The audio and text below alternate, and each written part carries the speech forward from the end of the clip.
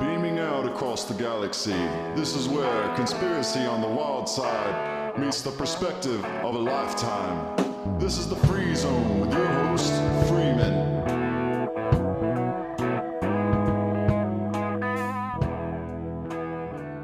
Hello and welcome to the Free Zone. Well, I think we're all quite aware that we are under the auspices of a global death cult. But how do we really find the origins of this? Where does it come from? How do we find more and more to understand this justified bringing down of a tyrannical, oppressive system? Tonight, we're going to talk with William Ramsey. He's attorney, author, researcher, and author of 5 books and numerous documentaries. We had a great talk about Aleister Crowley, the prophet of evil, one of William's books, and Abomination, about the West Memphis murders, Aleister Crowley's Shadow over Humanity, so many great works. But tonight, we are talking about global death cult and the Order of the Nine Angles. And I tell you guys, I learned and confirmed so much out of this. It is amazing. So please welcome to the Free Zone, William Ramsey. Hey, William. Hey, how's it going? Thanks for having me back on. It's been too long. 8 years. It has. I mean, I think I was still doing the TV show back last time you were on, maybe. Yeah. But we did do an amazing work on Aleister Crowley. And anyone listening, guys, go back and listen to that. It was deep.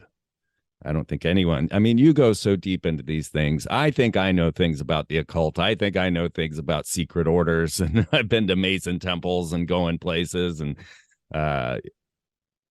I mean, the stuff that is presented in Global Death Cult has never come across my desk. I've never seen this Order of the Nine Angles and the sinister path. And I found it so fascinating because it goes right along with everything that we've ever studied here on the Free Zone. And it's amazing. So Thanks.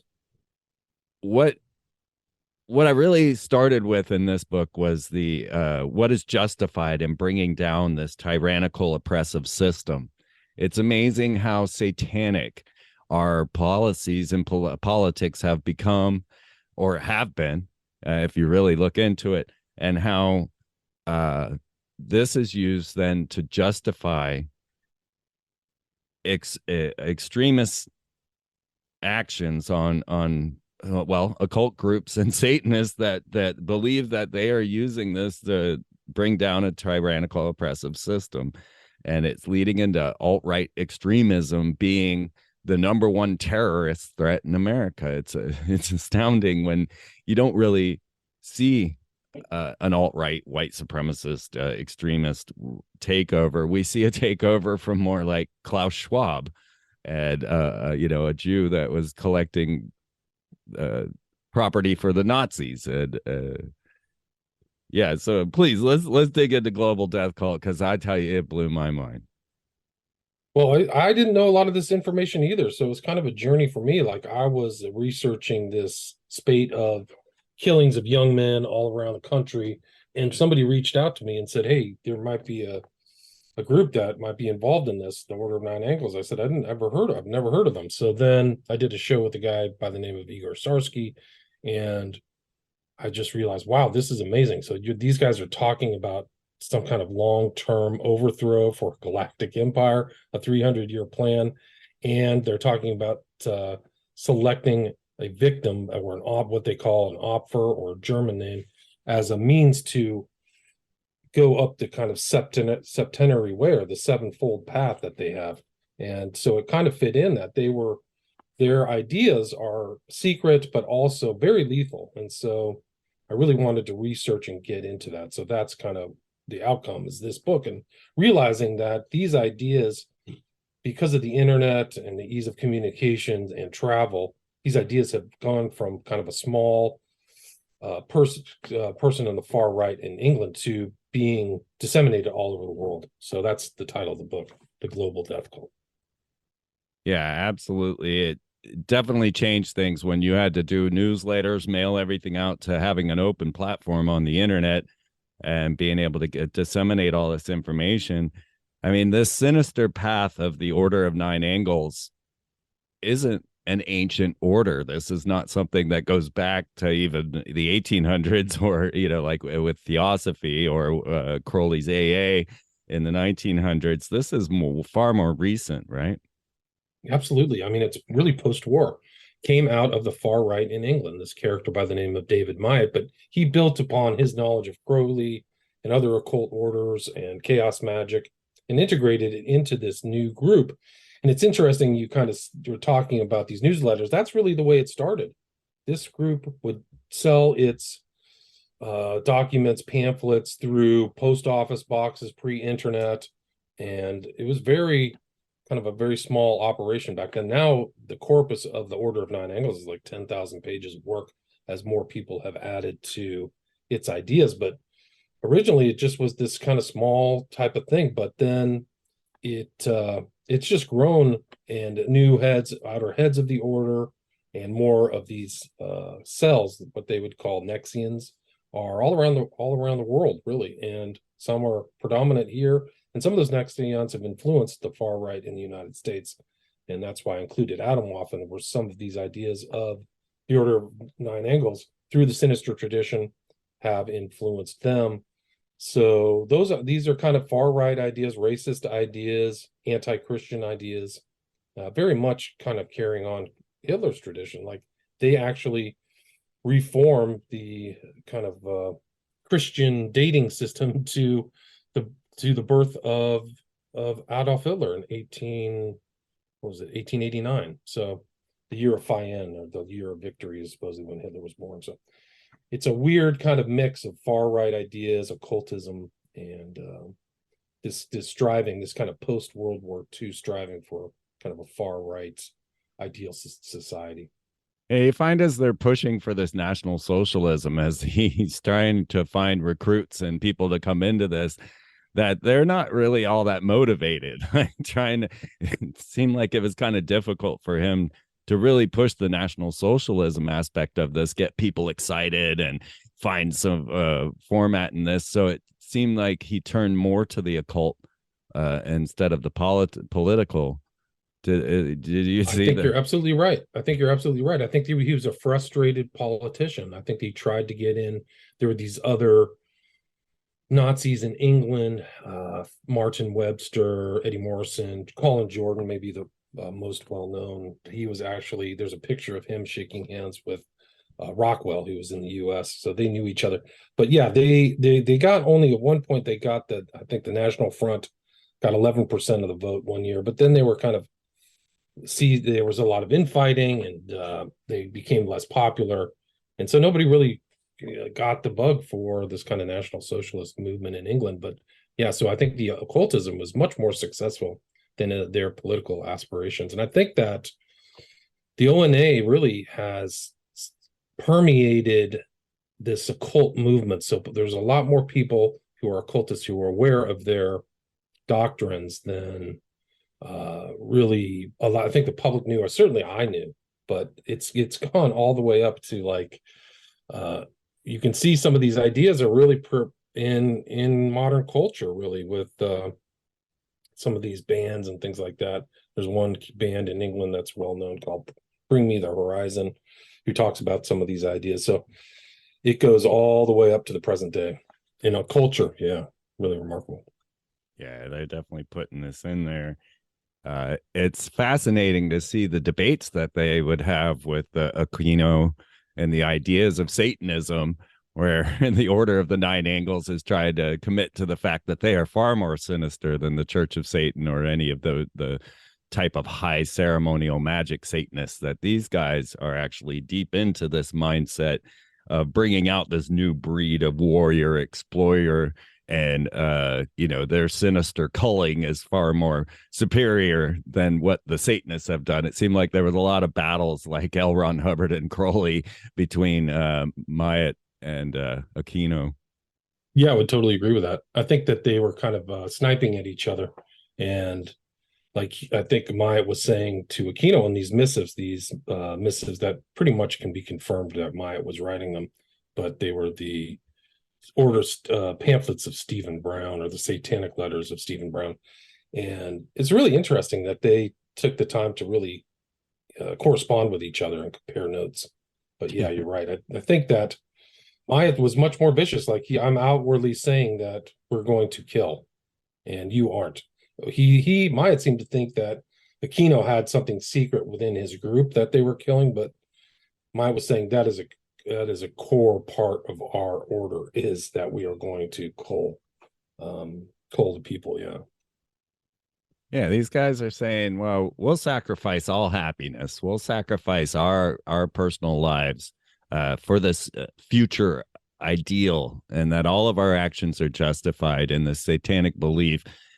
And if we look into it, really, a lot of what America holds, or even just in the monetary system that we live in, we hold a lot of satanic ideals that we don't really realize, of this might makes right, and the whole Darwinian type of takeover.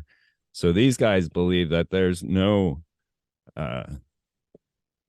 limits to liberating your dark shadow personality to bring about this new empire of the human galactic empire, which I want to get into as we get deeper into this. But how to evolve civilization was their idea. And they were willing to sacrifice their own personal happiness. They said that this is, that is the lowest form. You are a mundane if you really just want to enjoy life. Right. Yeah, they had contempt with just the average person. So they set themselves apart as some kind of like elite. It's almost like the variance between the magical people in Harry Potter and the Muggles, right? So the mundane is almost synonymous with Muggles. But yeah, I think that I don't think it's a huge group. I don't think they have a huge amount of membership, but they see themselves, and I think that Myatt was very intelligent, no question about it. But I think they see themselves set apart, and are going to be that kind of Naziistic determiner who's going to live and die. I think the Nazis did the same thing. They did it to the Jews and the Russians and the Poles.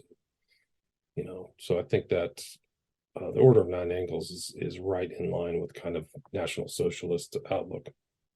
Yeah, Myatt even went on to become a monk, right? Right. He had a very interesting kind of background. He worked in a whorehouse. He was a monk, a Catholic monk. He traveled a lot. His dad was a kind of foreign worker for the British Empire. So I think he was born in Tanganyika, like somewhere in Africa. So he wasn't kind of a provincial. He was definitely went to school. He was university educated for a little bit of time, but you can see all of those ideas have been integrated into the ONA. So his kind of knowledge of Greek history, mythology, and esotericism, and this kind of Catholic view, these chants of some of the practices of the ONA have this kind of chanting that Myatt learned in the Catholic Church, and also kind of his knowledge of the world, really. So he was kind of sophisticated in his reading choices, and the language that he uses. A lot of it's very unique to me. I haven't seen it in anywhere else that I've read. I'm fairly well read, but his whole ideas like labyrinthos, mythologicus, pathimathos, the oral tradition. So he integrated all these kind of new words and these ideas into the concepts of the Order of Nine Angles. Well, he definitely wanted to get his groups into different orders, kind of infiltrate everywhere like the Illuminati, and get around to the culling. And it really feels, I mean, we're at this edge of the culling right now. I mean, it's right in our faces with everything that's going on right now.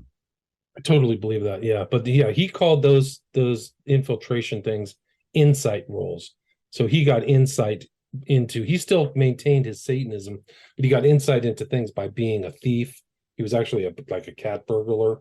That was one of his insight roles. The Catholic experiences in the monastery was another.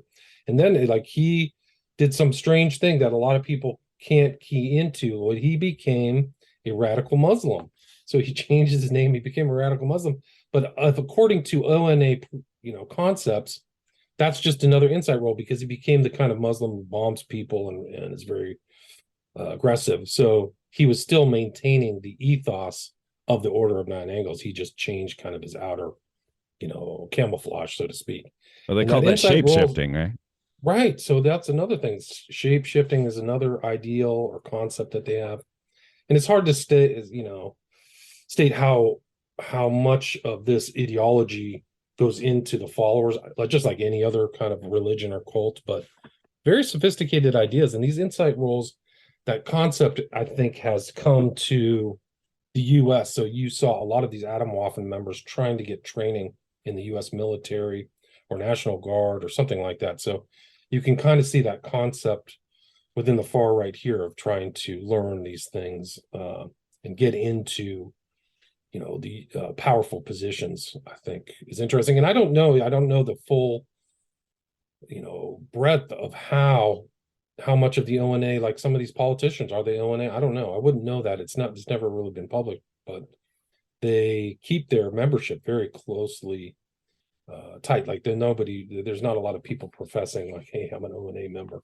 So very, very curious, and it's hard to ascertain the reach. However, it is easy to ascertain some of the ONA effects, because I include that in my book in some of these chapters, just about some of these shootings and killings and murders, Meltzer and von Nudegem in Toronto, that are directly tied to the ONA.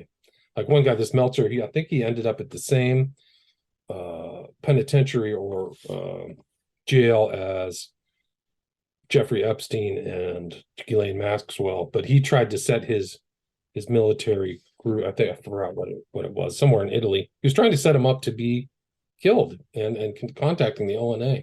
So he just recently got sentenced, but he was seen with the Sinister Tradition book on his desk. There's a picture of that in my book. Right. They make sure that you see just enough in their profile pictures and whatnot to let you those in the know. Right. And there's very curious pictures. So they have like a fixation with water. So you'll see pictures of the ONA concepts just look like average pictures of like maybe, trees or, rural land, but that's kind of their idea. There's a lot of really kind of druidic qualities suffused through the whole group. So I think the third step on the septenary path is like you have to go out at night and train yourself to lie down at sunset and wait till sunrise, right? So you have to sit still for a full 9 hours or whatever it is. And so that's kind of like a druidic, and getting comfortable with being in kind of very forested rural areas is like one thing. So yeah, there's very once you kind of key into their worldview, you'll see that these pictures and these things like that, it's easier to tell like, oh, this person might be ONA. But yeah, it's very subtle. Well, they define nature as Satan, right? I think so. I think that they had, like I said, druidic. So I think that nature and going out there and being associated with nature is ideal. Yeah. So I think that, I think that they're always involved in sacrifice and things that are the darkest type of things out there, like culling the dark gods. So I think that you're supposed to kind of go out like the dark gods. There's portals up in the constellations that you're supposed to bring down and actually inhabit in yourself. Like that part of the thing is actually to be possessed. Yeah, that was a part that I found very fascinating, was the idea of stargates and dark gods that they had written into these. Now, the Order of the Nine Angles, let's get a year. Was it 70s when this really became? I think it was the corpus, the core doctrines were put together in the 70s and 80s. Yeah. So, just like 3 pages at a time. And you can see some of those old pieces of the ONA, like literal, like plastic binders, like the plastic, like cut papers that you had when you were a kid. That was kind of what they were doing. So I think that's it. And then it grew. So like Myatt is still alive. I think he's very old. I heard a rumor within the last week or two that he died. I just couldn't confirm that. But he kind of said, at least publicly, that I'm giving up kind of becoming the overall head. He gave it to another guy named Molt. Then there was another Satanist out of Texas who briefly had it. And then it's rumored to be this girl, Chloe, who became the next head. And they've all written their own things and added and tinkered with corpus and the ideas. But Chloe's still out there, so it's pretty. I mean, they are very deceptive, so they don't quite go out and brag about stuff. But yeah, that's the big difference. They're not dressing up in these satanic outfits like Aquino or LaVey, and right. Yeah, they're just out causing massive disruption wherever they can. They even suggest joining the police force. Then you've got the idea of NATO and the Gladio network coming together. Right. Well, that's it. It was called Combat 18 in the UK. So this guy was part of that Gladio stay behind network. A bunch of interesting characters there. So that is another part of his network. And I think Myatt's very well networked in the far right. And even like I show in the first part of the book, like his hero, he has a signed copy from this guy, Otto Raymer, who was very much like a supporter of Hitler. He actually saved kind of Hitler's regime during what's known here in the States as Operation Valkyrie. But he has like a signed copy of a picture of Otto Ernst Raymer. Is pretty remarkable. But yeah, he had interesting connections. He definitely was around and is still around. And it's come to the California. I know that he's had meetings here in the States with followers. So very, very curious character, no question. So the whole philosophy of being above the law, coupled with era vulgaris, thou art God, human sacrifice, era vulgaris, and then this worship of these dark gods that come through and possess you through stargates. I mean, I find that just right along with everything that I've been studying in the occult, more so in the modern era, is this contact with extra-dimensional or interdimensional or even extraterrestrial beings using ritual magic. But they definitely made a statement to clarify that these were far superior dark gods than those of H.P. Lovecraft. Right. And make sure to make that point. Good, well said. Yeah, it's pretty interesting. So they say that their dark gods, there are 21 dark gods that have their own sigils, are unique to them. So and there's kind of weird names of them. I have a list of them somewhere in my book, but yeah, they're trying to bring them down. They're trying to let them inhabit and become them, be possessed. So it's definitely like a possession thing. And doing through rituals. There's one guy I mentioned in my book, his last name is Fleming. Like you can go see his website. I think it's still up. Total blood rituals out in the forest to try to become the Stark God and become a vampire. Vampiric kind of sensibilities are also integrated into the ONA too. So they've got a really pretty heady mishmash and stuff of very different concepts coming together in this one group. And they brought out a feminized or a feminine Baphomet and have orders for the women as well, right? That's great. Yeah, that's right. That's a rune with is what they call it. So it's very open to members of the different genders, definitely. And that sex magic, some of the early sex magic involves men and women. So he integrated sex magical ideas into it. And you can go look at in the rune with the tradition. There's just a lot of writing about that as well. So it wasn't very rigidly, the doctrines weren't as rigid as maybe some other religions or groups you might think. It was something that grew or metastasized with different ideas and different people who became involved and wrote their own pamphlets or added their own knowledge. But the core, I think, has been still the same from Myatt's writing from the 80s. Yeah.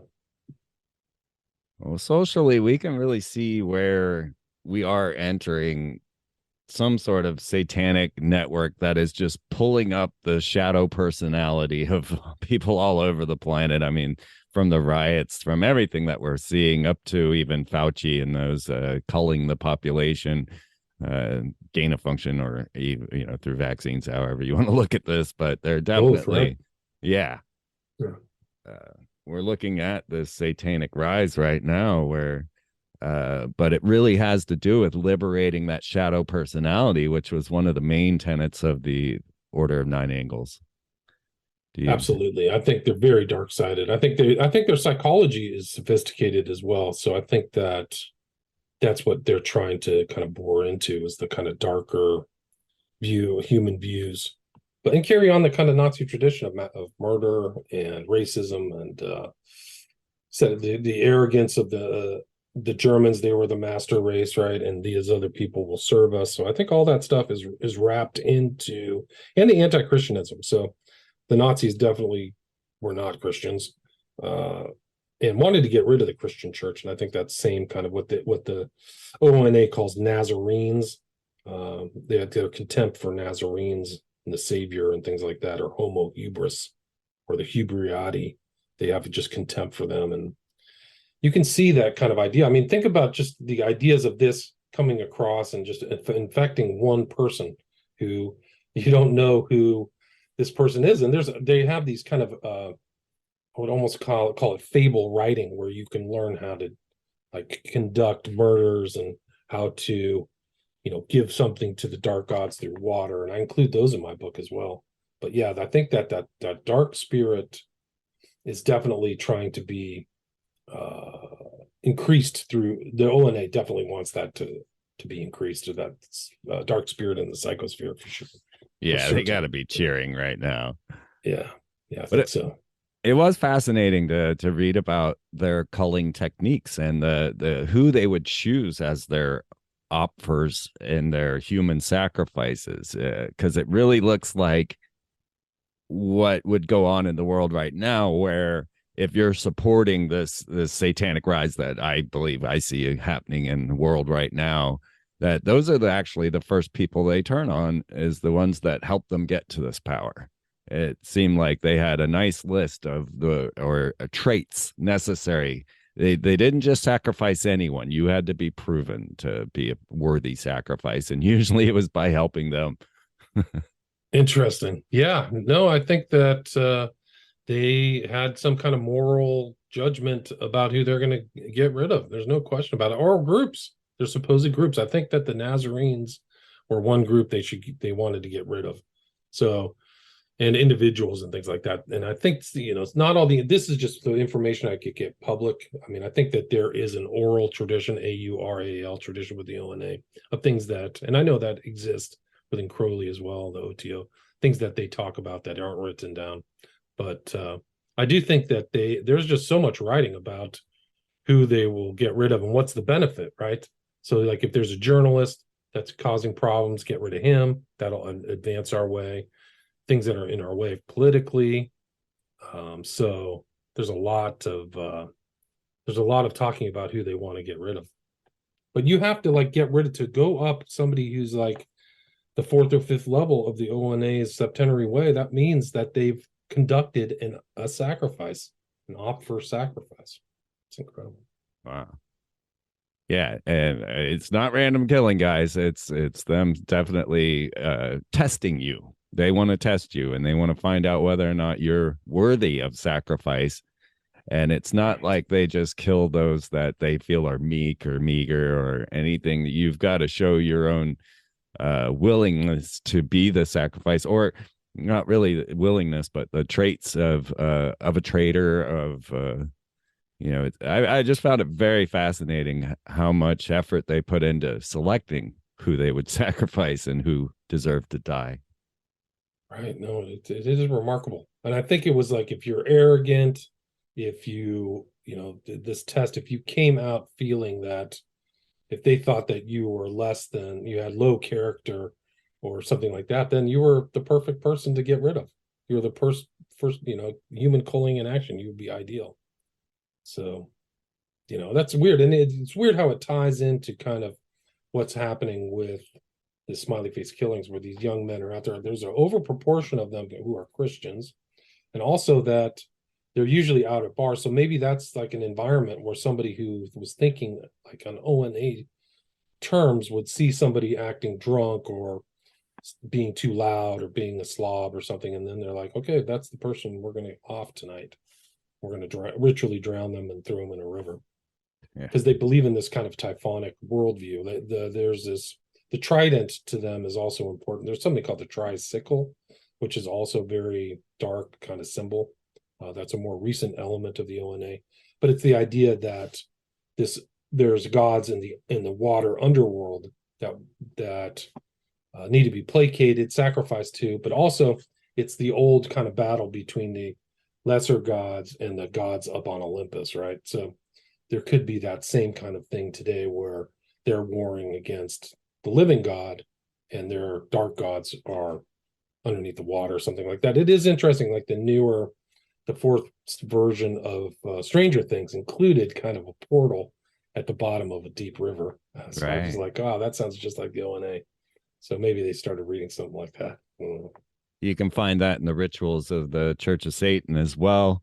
Oh, really? I didn't know that. Yeah, they say if you wanted to call upon Cthulhu, which was one of Lovecraft's gods, for those that don't know, that you needed to do it off of a oil rig. And there are a lot of weird things going off the edge of oil rigs as we start to look into that. Wow, I didn't know that. And you mentioned Typhon, and that was the fascinating part for me. With one of the more fascinating parts was this idea of the dark gods, but Typhon and the Typhonian order of the Ordo Templi Orientis, Kenneth Grant. Bringing about this idea of extraterrestrial communication through ritual magic, that's all tied up in this too. It just feels so futuristic, I guess, is what's going on with this idea of stargates and dark gods and Typhonian magic and the use of ritual magic for communication with these beings. Crazy. Yeah, no, it's crazy. Like, I mean, that's a really core element, is these dark gods and inhabiting them at night. And if you really want to have kind of see the ONA in action, you can watch Ed Sheeran's Bad Habits, and it's ONA all the way from the beginning to the end. The whole video is incredible. It's like they're symbolically putting in front of your face ONA concepts, like almost like my whole chapter 4 concepts of the order are deliberately put out into the imagery of Bad Habits video. Check it out. He's friends with, Bad Habits is the video, and Sheeran is friends with this other band who I mentioned earlier, Bring Me the Horizon. So they've worked together, and he also, I think it's Cradle of Filth, which is another modern rock band who has definitely absorbed ONA concepts. So you can just see kind of little pieces of this ONA ideas have permeated current culture, really. And Bad Habits, I think, has had like 500 million views or something. So like the kind of what people are probably, I would say 99% of the people who watch that video have no idea that they're just getting the whole symbolic journey of the ONA right in their face. I'm gonna have to look at that. Yeah, check it out. Smiley faces are there, the vampirism, the possession, the blood drinking, sacrifice, the zombies, the kind of difference of the mundanes between them. They're kind of a special group. You have to watch it. It's really something else. And then at the very end, the sun comes up and he becomes his normal self. It's really something else. Yeah, I tell you, as I was reading Global Death Cult and the Order of the Nine Angles, a lot of the satanic stuff was they were reading their prayers to Satan. I had to avoid. I did not want to read that. I didn't want to build it into my consciousness. I didn't want to say it out loud. I didn't want to do anything. There's a lot of that deep in there in your book that definitely shows. I mean, I don't know, if there's danger in actually reading these prayers or even thinking them. I kind of was left a little bit like, I don't think I want to read this, or just those portions, you know what I mean? Like out loud, or, stick them in my brain. I don't blame you. I mean, you kind of want to avoid those things as much as possible.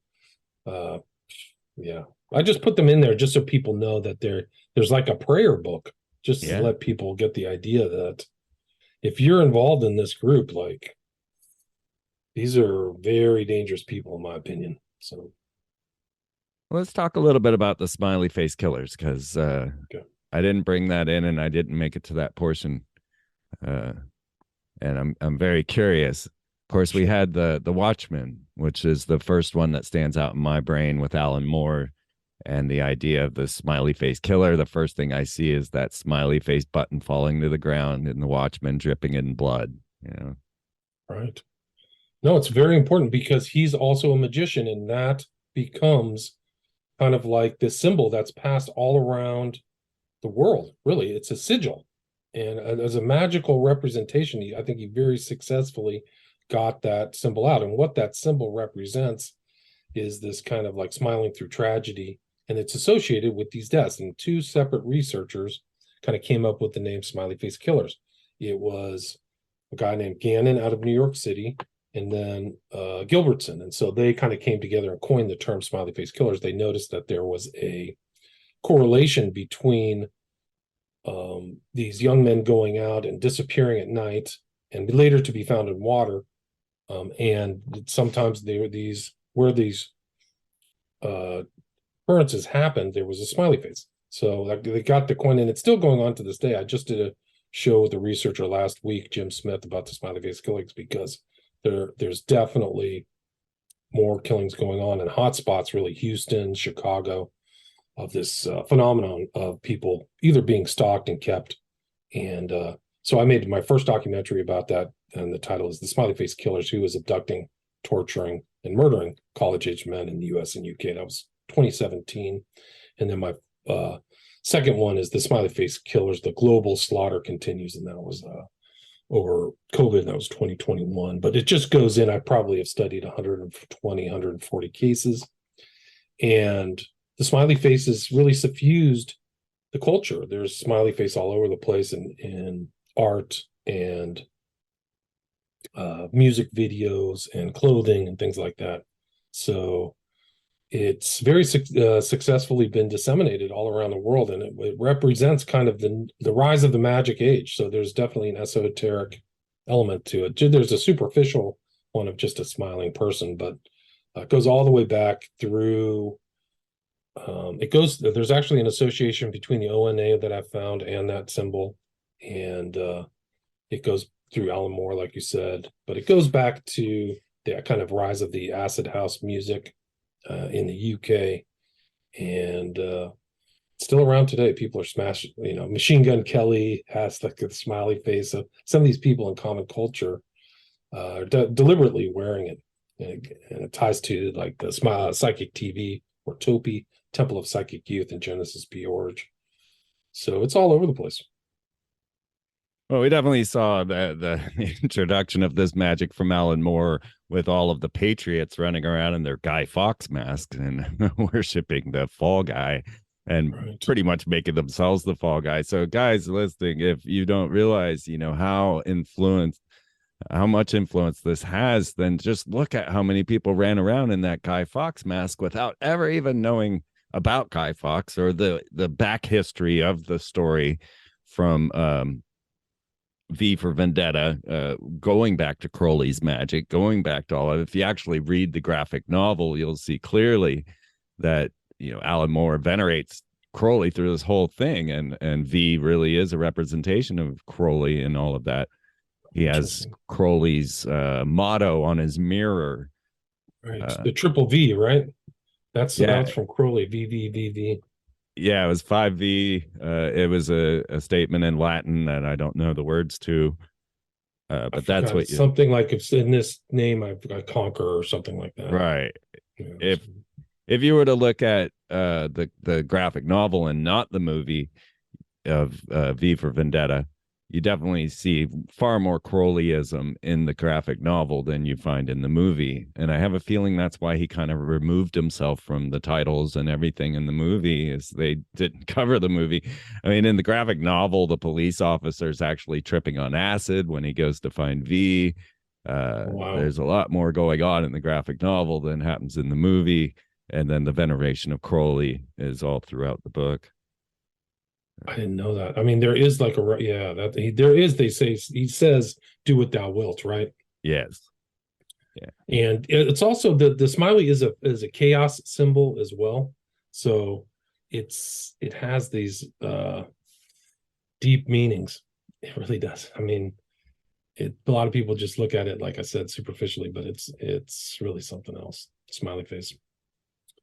Well, from a Christian perspective, do you really feel like the satanic agenda has taken hold? Because I'll say Absolutely. I do. 100%. 100%. I think it's rising right back in a very dark way. And you can just see it through everything. This whole genderless stuff is very much Crowleyan, androgyne things. He calls Satan to, androgyne. So I think that androgyny is actually a form of Luciferianism. You see that in the comic culture and just like the rise of Satanism, ONA, everything. Like I think Wicca, a lot of that stuff leads back into Crowley, but I definitely see it's rising, and I see the culling element of the Nazis playing out right now with the gain of function and the shots. So doesn't look like they're going to stop either. It seems like there's a darker agenda. So I don't know what the next card they have will drop, but yeah, it's not looking good. Well, this is the first show of 2023, and I really, from studying Robert Anton Wilson, know the significance of 23 skidoo, and even its connections with the Illuminati and the number 5. I don't know. I just feeling, and you can comment or not, but I feel like there is chaos coming for 23. I really do. I don't know what that's going to entail, but it's just something deep in my soul that says this is going to be one of the most chaotic years of our existence. Do you feel that? Yes, yes, I do. I definitely do have a very, very kind of dark, kind of uncertain feel for this year. I don't think things are going to get better, so I'm not looking forward to it. Well, a lot of the problem is these identity politics, and so when we get back to Myatt and the Order of the Nine Angles, and they are laying out their justifications for bringing down what they consider a tyrannical, oppressive system, we could see the justification in everyone that's been given to them, right? You're a minority, you're, basically any sort of identity politics, and then turning everybody against each other and allowing riots in the streets and burning down of buildings. But here we are, it's the anniversary of January 6th, and the people that protested the election are still in jail 2 years later without ever being charged. And yet the chaos in the streets, no problem. Don't worry about that. These are peaceful protests. And I mean, mostly peaceful, right? Mostly yes, peaceful. Yes. So it seemed like the whole thing with Mott and the Order of the Nine Angles was to come up with the justifications that they could then be era vulgaris. They could be above the law and find their way to come in and take down this oppressive system. But to me, Klaus Schwab, the WHO, the National Institute of Health, and all of the things that are coming down on us with the 5G, we're about to be in a prison planet, a technological technocracy that is just going to lock us down in every way, shape, or form. I mean, it's frightening to look at where we're going, and it all seems to be boiled through these identity politics, is how they kind of slip this all in on and allow everybody to agree with it. I agree. Like they came at a different angle that people wouldn't see, the shots and the lockdowns and things like that. But you just kind of defined accelerationism, right? So the ONA is an accelerationist philosophy. They're trying to create the chaos to bring in their new order, right? So I do think that the accelerationism is also a communistic principle as well. Like you're supposed to accelerate to bring in communism. So I think that there's a lot of people trying to destabilize the systems for whatever gain, the New World Order. So yeah, I think 2023 will be interesting. What is it? The 23 Enigma? Isn't that what Robert Anton Wilson called it, or Burroughs? Mm-hmm. The 23 is .666, something like that. Right. Yeah, they were definitely into this, and they were all into the communication with the extraterrestrials and Sirius and all of that. Yeah, that's right. Robert Anton Wilson, definitely. He was all into Sirius. And there's pictures of him with a smiley face, so he has that down too. He's got all that down, yeah. Yeah, I never thought me and Robert would ever get along. We have so many synchronicities, so many coincidences in our lives, and yet I think if I ever met Robert Anton Wilson, he would probably hate me just because of my ideas and how much I disagree. Interesting. Yeah. No, he was definitely, he knew Crowley, he knew Leary, Esalen, that whole everything, he had everything, all those occult markers. Yes. Yeah.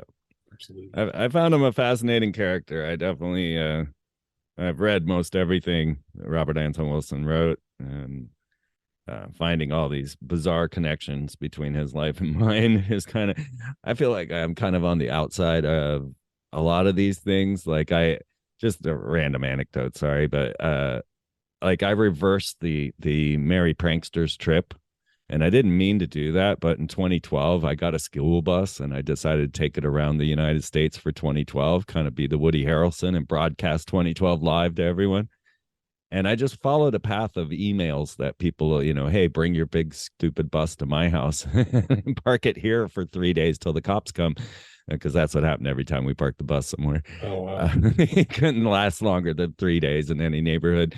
But by random chance or synchronicity, or however you want to put it, we made a sacred spiral from the dead center of the United States in Lawrence, Kansas, where we started, around to New York, Florida, Texas, all the way up to California, where we ended in La Honda, which is exactly where the Merry Pranksters, where Ken Kesey bought the bus.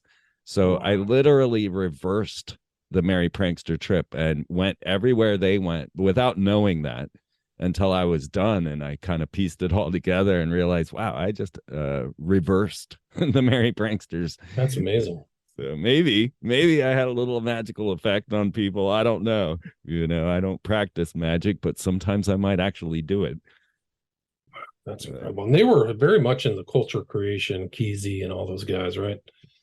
So giving away free acid, all that stuff. Yeah, without a doubt.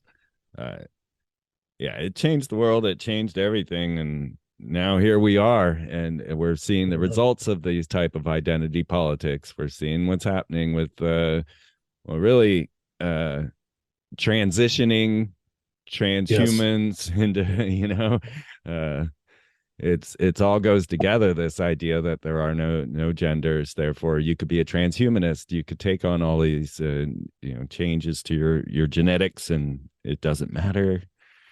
I think that the WEF is bragging about their ability to upgrade the genes through gene editing. Yes, they are. They're doing it now. So that's where we're at. It's incredible. Like they're gonna, who knows? I mean, God knows only what happened with these shots too. Like who knows what the consequences of this, what they call the vaccine, is really a gene therapy. So who knows what happens downriver.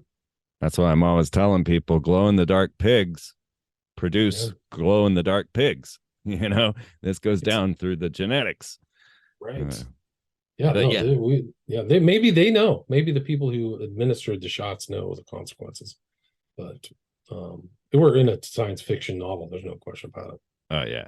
This is like the most poorly written dystopian I've ever seen. I mean, it's almost a joke, right? It really is. Well, let's make sure everybody can find William Ramsey Investigates. I know that you are on Vimeo, you're on Rockfin, you're still on YouTube. How'd you manage that? I didn't. I just had my whole video taken down. The one that's up there now, I can't even get into. Google will not let me into it. This is the strangest thing. They won't take it down, but they won't let me go in and edit it. That's why nothing's upgraded.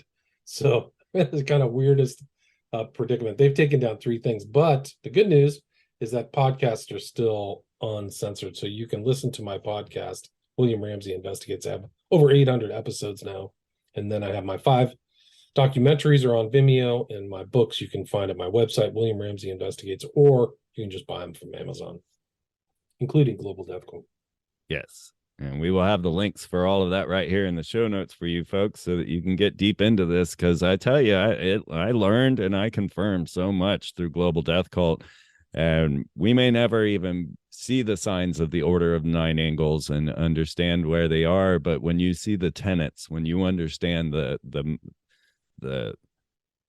what they're attempting to achieve, this idea of evolving civilization into this new galactic human empire, then you will see the effects. You will see that this is the mindset of those in charge. And no, it doesn't require you to dress up in some satanic outfit with horns and go in front of your massive pentagram. As a matter of fact, that's probably a psyop to make you laugh at Satanism instead of really realizing that these are some sinister people attempting to find a sinister path and sacrificing the mundanes along the way with no problem, and turning on their own agitators as they try to find the proper sacrifice in human culling.